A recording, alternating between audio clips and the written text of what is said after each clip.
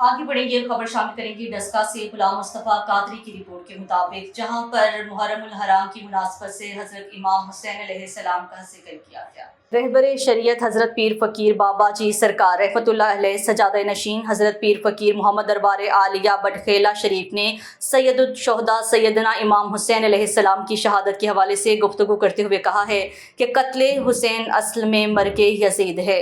इस्लाम जिंदा होता है हर करबला के बाद। शहादत हज़रत सैयदना इमाम हुसैन अलैहिस्सलाम आने वाली नस्लों के लिए मशले राह है। खिदमत इमाम हुसैन अलैहिस्सलाम ने यजीद के साथ डट कर मुकाबला करके अल्लाह के दीन को जिंदा रखा और इस्लाम को ता क़यामत परवान चढ़ाया। वाक़े करबला हक़ व बातिल के दरमियान वाज़ेह फ़र्क है। शहादत हुसैन अलैहिस्सलाम हक बात पर खड़े हो जाने और साबित कदम रहने का पैगाम देती है। तमाम मुसलमानों के लिए सहाबा कराम रज़ियल्लाहु तआला अन्हुम का किरदार और ज़िंदगी मशले राह है। आज हमें अपने रवैयों में सब्र और एक दूसरे को बर्दाश्त करने की क़ुव्वत की ज़रूरत है। उसवा हुसैनी से सबक लेते हुए उनके किरदार को अपना लें तो माशरे से तमाम मुश्किलात का खात्मा हो सकता है। हज़रत सैयदना इमाम हुसैन अलैहिस्सलाम की कुर्बानी का जायज़ा लिया जाए तो वो अज़्म और इस्तिक़लाल के साथ हक़ पर डटे रहने का नाम है।